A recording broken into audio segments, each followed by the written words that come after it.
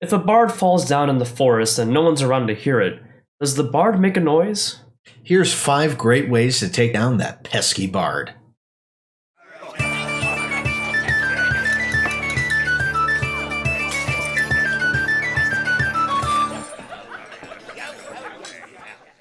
Welcome to the Homebrew Crew. I'm Tony, this is Sean, and today we are going to be going over 5 great ways that we can take down that bard. Yes, now we all know that bards are there and they can kind of do a little bit of everything. They can deal some damage, they can do some magic, they can heal a little bit, they can support. Vicious mockery every once in a while. Yes, and not to mention the seduction.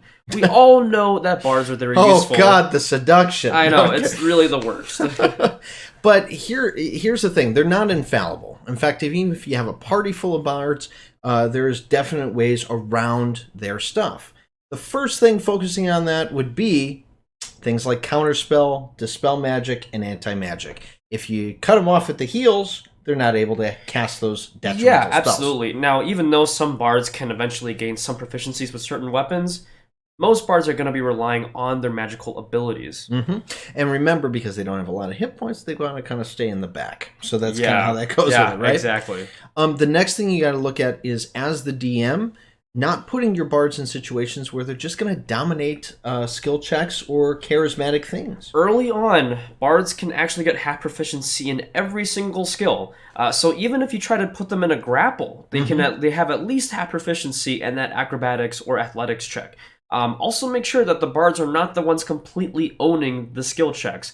You want to make sure that your party has chances to get in there, because I've seen a lot where parties will kind of push the bard to kind of do certain things. Oh yeah, go perform. Yeah, exactly. There you go. And the thing is with it too is, remember, as a DM, you have control over those situations and those scenarios. You don't have to have the bard be the one performing all the time. In fact, sometimes you can actually pull the rest of the party into the performance and bring down that level just a little bit. And sometimes it's a little funnier when you make everyone kind of try and play a lute too. So. Absolutely, absolutely. Now this next one is a huge thing for us, because it opened our minds to things. It really did, and it kind of goes back into refreshing yourself on things that are in the player's handbook and the Dungeon Master Guide. Be sure to read those things; they're very useful. Yes. So one of the biggest things that you can do to a bard is to shut him up. Correct. Now, in our player's handbook, it will describe the fact that if you cannot meet one or more of the spell components, you can't cast that spell. One of those things is verbal. In fact, the way the bard works with it, they literally only get like 1 page of a bunch of cantrips and a couple first and second level spells, then one really big 9th level spell. But that do not rely on a verbal component. Every other spell that they have, verbal. Yes, and this includes spells that are purely verbal or include a verbal component along with other components. If they can't speak and it's part of that component of the spell, it's not going to go off. And this is pretty major, because a lot of the spells and the abilities that the bard gets relies on them actually making sure people can hear them. Vicious Mockery, Bardic Inspiration, the Song of Rest, all of these things. Just zip the lip. You get nothing. Exactly. Yeah, and bards do rely on buffing the party as well. If those spells aren't going off, they aren't doing their job efficiently. And if your bard is really good at talking his way out of things, and you got him all zipped up, and he finds a way out of it, there's yet another way that you can detriment him, and that is number 4, deafening the party. Yes, so the party cannot benefit a lot from the bard's effects if they can't hear him. Correct. How are you going to enjoy the awesome chord that he played if you haven't heard it? That's right. It's a very interesting thing, too, because when you start looking at, they have to have their spellcasting focus, which is usually some sort of instrument for the bard. Yep.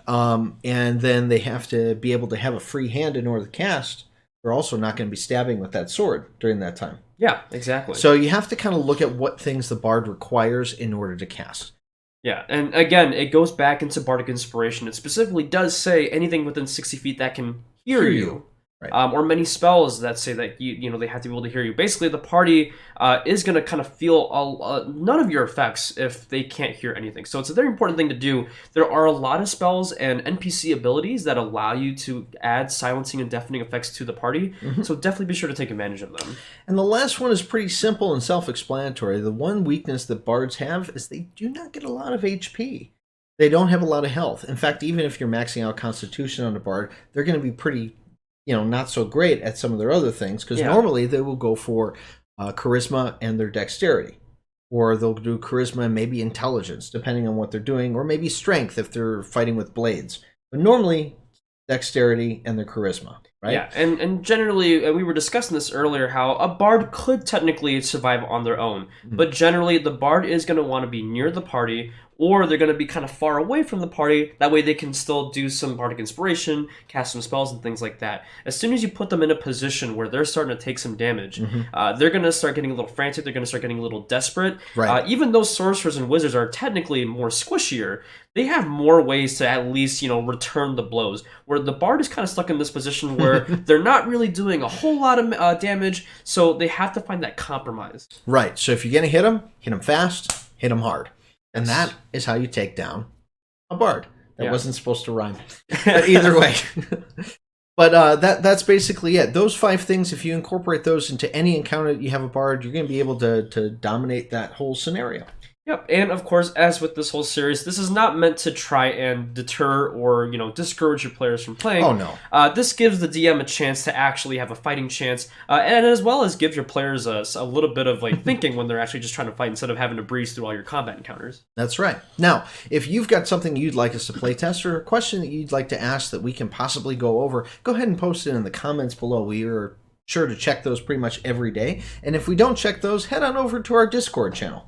Yes, if you head over to there, we do a lot of discussions on homebrew content, problem solving with things like, how to kill a bard and things like that. A lot of different conversations going on all at once. Also, be sure to check out our bi-weekly stream called The Maw. That happens every other Tuesday at 7 p.m. Central Time, where we actually play test live homebrew content that we find or things that are sent in to us. And if you like us, please tell us that by liking and subscribing down here in the corner. And if you really like us, go on over to our Patreon and give us a couple bucks. We'll give you some inside tips and some things that have been going on behind the scenes.